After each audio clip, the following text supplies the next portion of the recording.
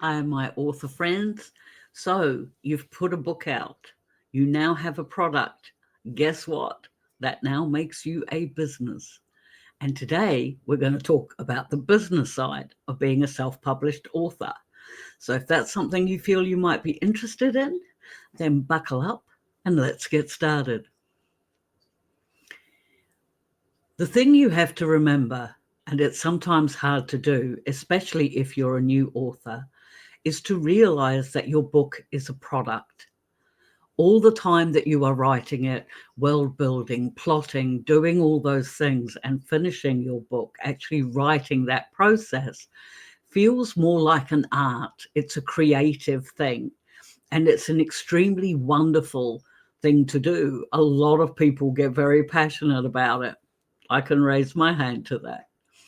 But the problem, or not a problem, but the thing is that when you finally push that book out into the world and you actually put it up for sale, then technically you become a business. And now you have to start thinking about things such as the money that's coming in, the money that's going out, and yes, those dreaded taxes that have to be paid. So let's break it down a bit. Firstly, we'll have a little chat about wages. Well, they're not wages, are they? We get paid in royalties. And I'm going to use Amazon as an example purely and simply because it is the largest platform that most indie authors go to. Most other platforms work on a similar way, although their royalty rates may differ. I have to say that Amazon, for ebooks in particular, does pay the highest royalty rate of 70% if your book is priced between $2.99 and $9.99. And for an ebook, it really doesn't need to be much more than $5. Just saying. But anyway, so your royalties are paid to you by Amazon. You will go and upload your book. You will get a sales page. You will promote that sales page and market it. And then you will get sales in. Amazon collects that money and then they pay it out to you, your proportion of it, your 70%. However, Amazon pays 60 days in arrears. This is why it always makes me laugh when people say that book publishing is a get rich quick scheme, because it absolutely isn't if you've got to wait 2 months to get the money. But however, they pay $60 in 60 days in arrears. And I believe that is because they are looking at things like accounting for chargebacks, people who refund the book because they don't like it, or whatever else.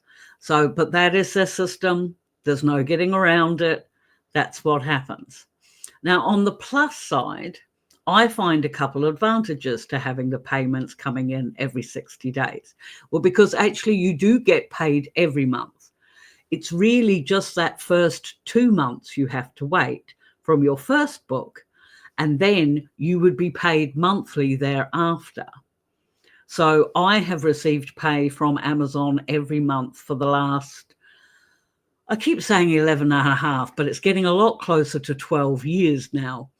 And Amazon's never missed, just saying. But yes, I get a payment every month because, of course, those 60-day periods just notch up every month, every month, every month. So what I got paid, what are we now? We're in September. So what I got paid at the end of August is actually the money I earned in July, June. No, July. I always get that mixed up. But anyway, I earned that money a couple of months ago. And the good thing is, by knowing that you're getting paid every month, but that it's in arrears, I already know what my next two pays are going to be. And that's really handy because if you're relying on your royalties to supplement your income, or like me, you live off of your income from your royalties, then it's really handy that if you see a dip in a couple of months' time, maybe you haven't put a book out, maybe you haven't done a lot of marketing that month or whatever else, you can budget for that because you know that's 2 months away. And I do find that really helpful. But that is a really crucial thing to remember when dealing with Amazon Pay systems. Most other platforms are the same. I'm not sure if Drafter Digital is, like, I know Drafter Digital pays every month too, but I'm not sure if theirs is a 60 days in arrears or whether it's only 30.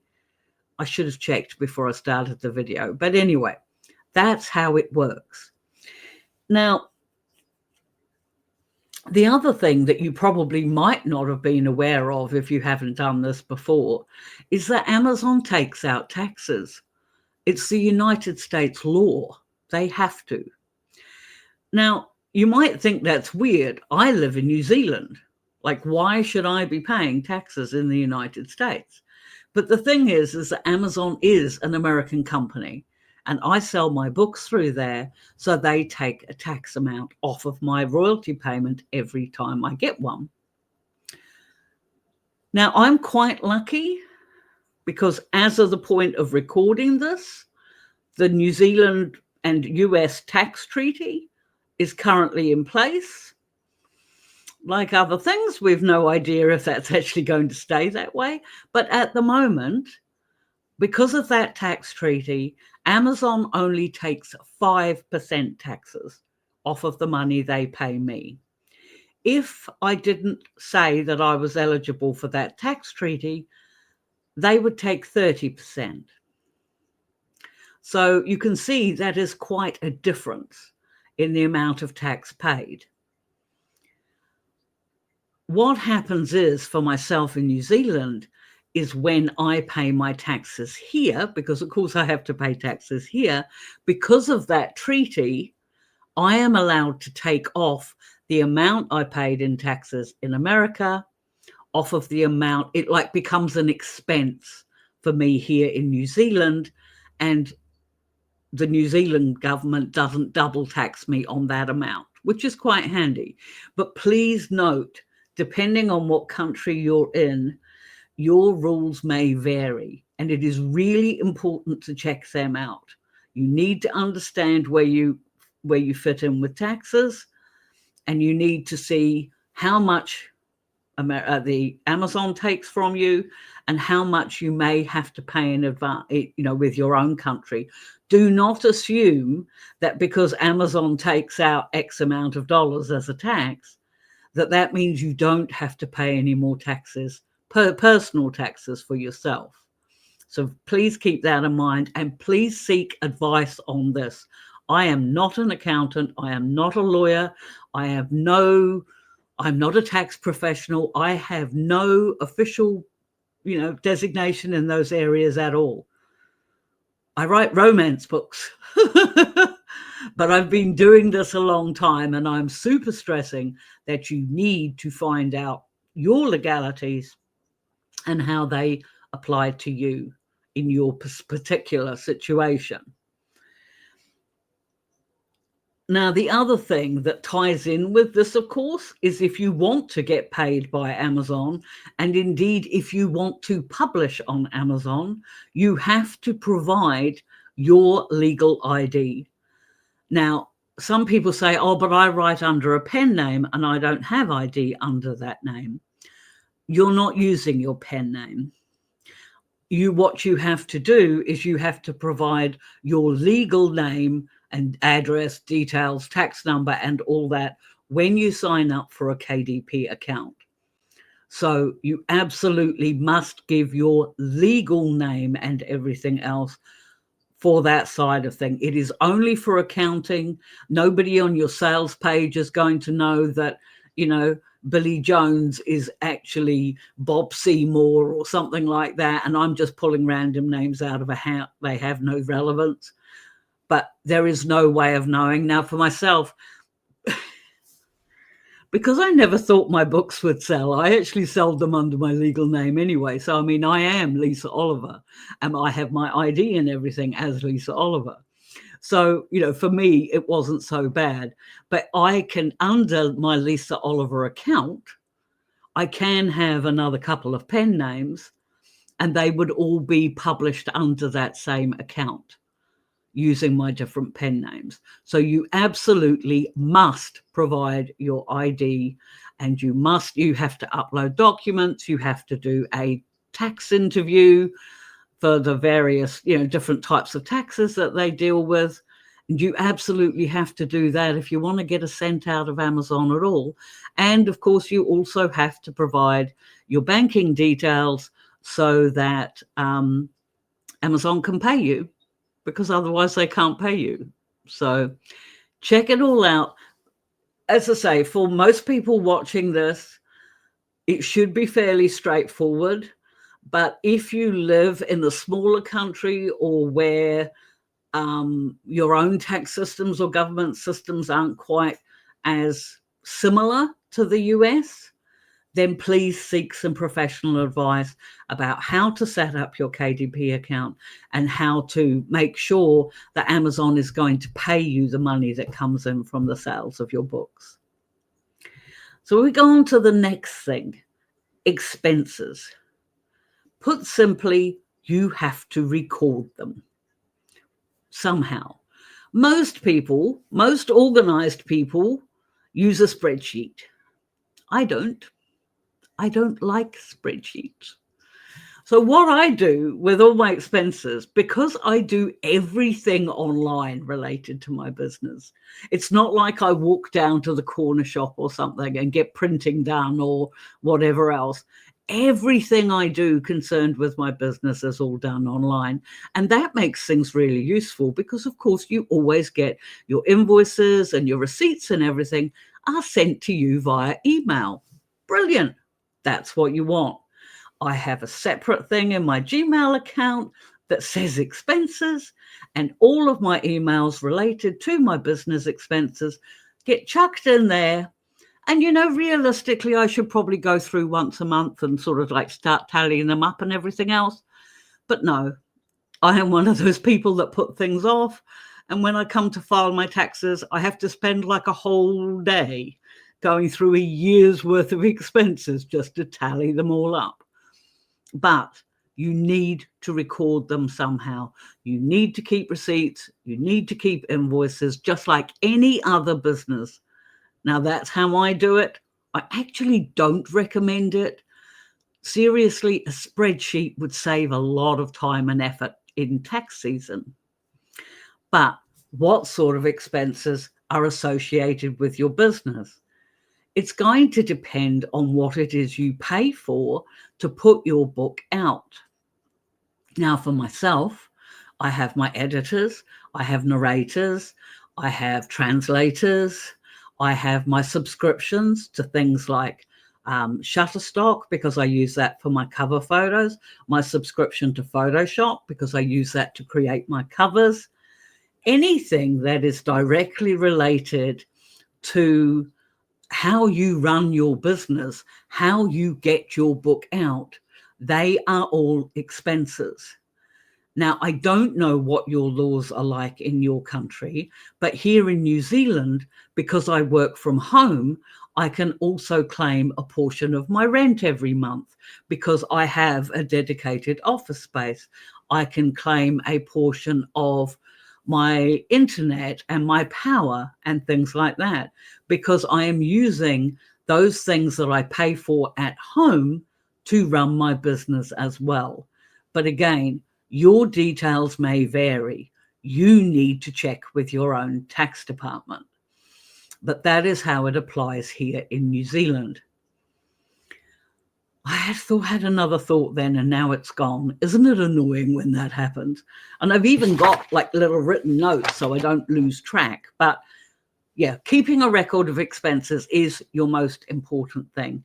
And make sure that you include everything, because those expenses are important and they help reduce the amount of tax that you pay. Again, that is the situation here in New Zealand. I don't know what it's like where you are. So please, please check. But taxes is vitally important. Now, when I come to file my taxes, I have the amount of money that I have earned for the year. Amazon sends you your forms. Are they a WB 108 or something? Or is that a 10 Ben? I don't know. But anyway, Amazon sends you one of them, and actually so do all the other platforms. So you will have, official documentation to prove how much you've earned in the year, how much that those platforms have taken out in taxes, and that takes care of your income. A little side note here. If you're also selling your books directly, like you have your own website and you are selling your books directly, wherever that money goes, and I'm going to guess and say it's probably PayPal, you need to include that in your income as well. Just a thought. But yes, so you have details of your income. Amazon tells you how much they've paid you in tax. For me, it's a case of putting those two numbers into my tax form, again online here in New Zealand, and then I have spent ages tallying up and then retallying up in case I made a mistake, the amount I've paid in expenses. I drop that in, and in this country, in New Zealand, our tax department takes the amount that I've earned, then they take off the amount I've paid of tax in America, they take off the amount for my expenses, and then I am taxed on the amount that is left. Personally, still more than I think I want to pay, but hey, we all grumble about taxes and they all have to be paid. Because the thing is it's actually in most countries, I imagine, I'd hesitate to say, but I think in all countries, it is actually an offence not to pay those taxes. So we very definitely need to be doing that.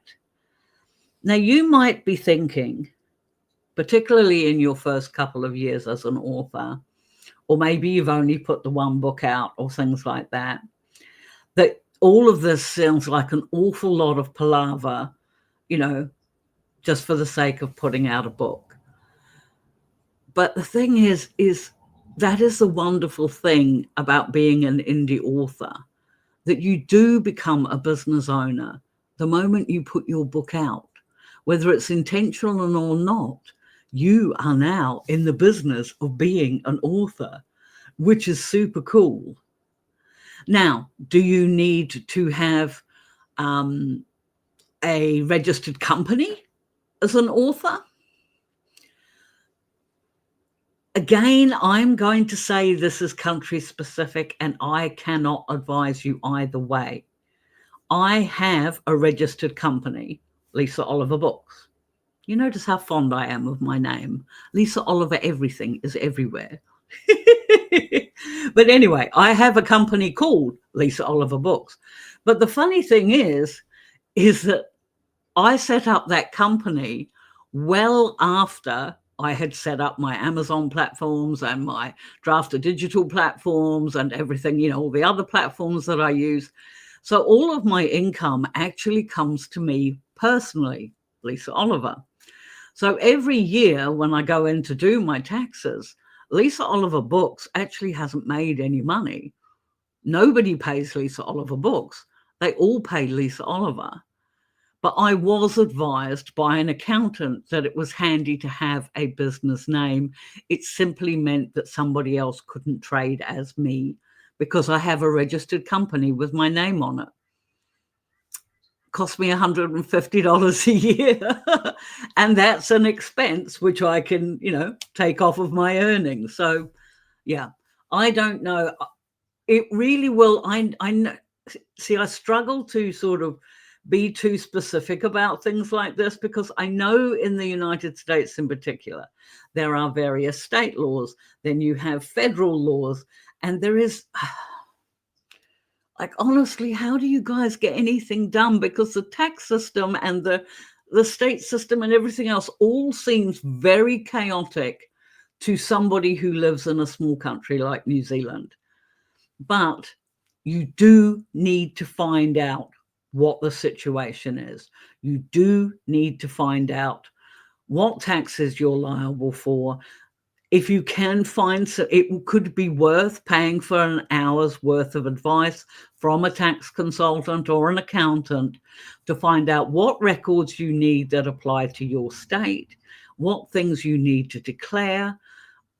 What, do you need to have a company to be able to earn money as a business, or can you do it as a trading as or something? These are all different things that you do and should get advice about. Writing the book is the wonderful, romantic, creative passion project, the thing that drives us mad with joy and drives us into the depths of despair someday because we just don't, we're stuck and we're having a bit of trouble keeping going.